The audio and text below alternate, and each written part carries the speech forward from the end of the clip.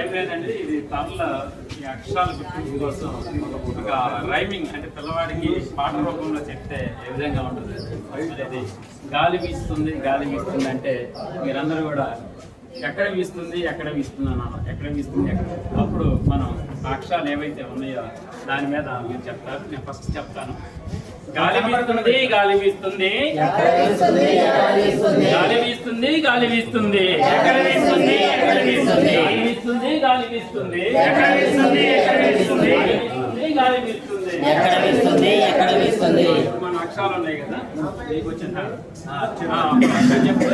అక్షరం చూపించి మీరు ఏం చెప్పాలంటే వాటి నుంచి మీరు స్టార్ట్ చేయండి. మీరు ఎక్కడ అక్షరం మేడం? గాలి నా మీద వీస్తుంది డా మీద వీస్తుంది, గాలి నా మీద వీస్తుంది డా మీద వీస్తుంది అని అట్లా వస్తుంది.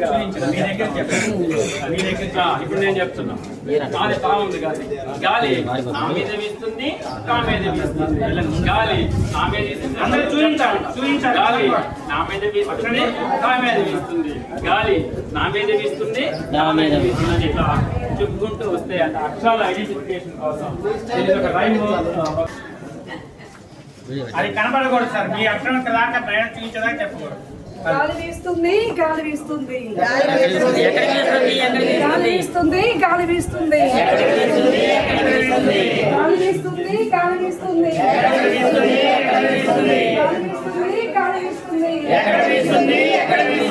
నా మీద వీస్తుంది గాలి గాలి నా మీద వీస్తుంది గాలి నా మీద వీస్తుంది నా మీద వీస్తుంది గాలి నా మీద వీస్తుంది నా మీద వీస్తుంది నా మీద వీస్తుంది.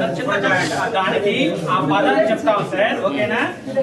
ఆ పదం అక్కడ చెప్పినప్పుడు ఆ పదం మీ దగ్గర ఎవరి దగ్గర ఉందో చూసి వాళ్ళు యాక్షన్ చేయాలి ఇక్కడికి, ఓకేనా? చిన్న యాక్షన్, చిన్న కరెక్షన్. ఇక్కడ ఎవరైతే టీచర్ వాళ్ళకి అక్షరాలు తెలియాలి, తెలుసుండాలి, ఓకేనా? సో పిల్లవాడు వారంతా వాళ్ళు రావాలి, పిల్లవాడు వారంతా రావాలి. ప్రెసిడెంట్ ఎవరైతే ఉన్నారో అప్పుడు ఆ ప్రెసిడెంట్ టీచర్ చెప్పాలి. అంటే పిల్లవాడి దగ్గర నాకు సపోజ్ బాగుంది, గాలి వా మీద వీస్తుంది. అప్పుడు చిల్డ్రన్ వస్తాడు, ఏం చెప్తాడు? ఆ అక్షరాన్ని గుర్తుపట్టి గాలి ఆ మీద వీస్తుంది వా మీద, గాలి ఆ మీద వీస్తుంది ఆ మీద వీస్తుంది వా మీద వీస్తుంది. అట్లా 3 టైమ్స్ పిల్లలు చూస్తూ చెప్పాలి అందరికి. అంటే ఫెసిలిటీ టీచర్ చెప్పాలి, విద్యార్థి అక్షరాన్ని చెప్పాలి. గాలి అలా నెంబర్ మీద వీస్తుంది అంటే అక్షరం మీద వీస్తుంది. మ్యాథ్స్ అయితే అట్లా, తెలుగులో అయితే అక్షరం మీద, నెంబర్ అయితే నెంబర్ మ్యాథ్స్ మీద. సో అది ఒక ఖచ్చితంగా గాలి వీస్తుంది గాలి వీస్తుంది గాలి వీస్తుంది గాలి వీస్తుంది గాలి వీస్తుంది గాలి వీస్తుంది గాలి వీస్తుంది సామాన్ వీస్తుంది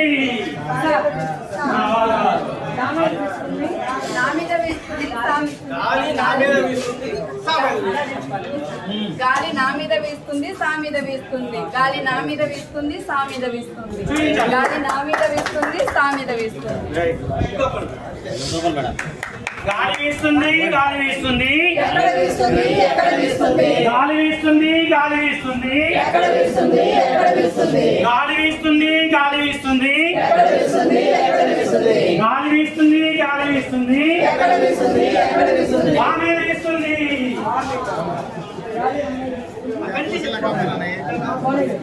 గాలి నా మీద వీస్తుంది వా మీద వీస్తుంది గాలి నా మీద వీస్తుంది వా మీద వీస్తుంది గాలి నా మీద వీస్తుంది వా మీద వీస్తుంది.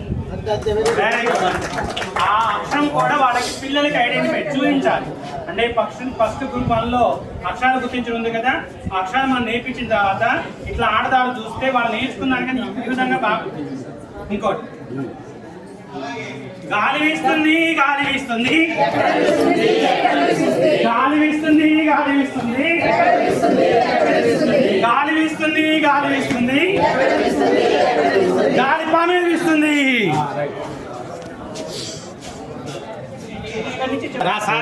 గాలి నా మీద వీస్తుంది, యాక్షన్ చూడండి. గాలి నా మీద వీస్తుంది నా మీద వీస్తుంది గాలి నా మీద వీస్తుంది నా మీద వీస్తుంది గాలి నా మీద వీస్తుంది నా మీద జీవిస్తాడులే కానీ చూపించాలి. గాలి నా మీద వీస్తుంది పా మీద వీస్తుంది గాలి నా మీద వీస్తుంది పా మీద వీస్తుంది గాలి నా మీద వీస్తుంది పా మీద వీస్తుంది గాలి నా మీద వీస్తుంది పా మీద వీస్తుంది వెరీ గుడ్ సూపర్. ఇదే సార్ ఇట్లా కూడా ఇంకా మనం దీన్ని ఎక్స్టెండ్ చేస్తే ఇవి అక్షరాలు కదా సరళ పదాలు కూడా చెప్పించవచ్చు అక్షరం చెప్పేసి దాన్ని కూడా పిలవండి ఒకసారి. ఓకేనా వచ్చాడు వాళ్ళ గాలి వీస్తుంది గాలి వీస్తుంది గాలి వీస్తుంది గాలి వీస్తుంది గాలి వీస్తుంది గాలి వీస్తుంది గాలి వీస్తుంది గాలి వీస్తుంది గాలి వీస్తుంది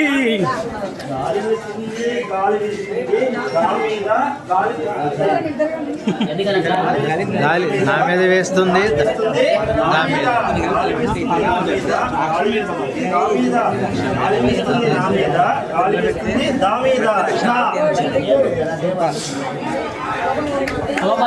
ఓ.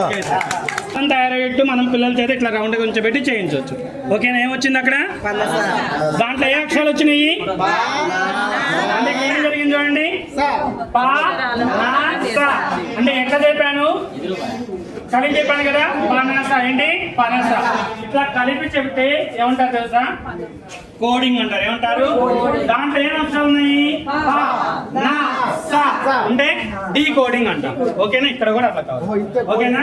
Coding decoding. ఓకేనా? అక్కడ మళ్ళీ చెప్తాను. Thank you.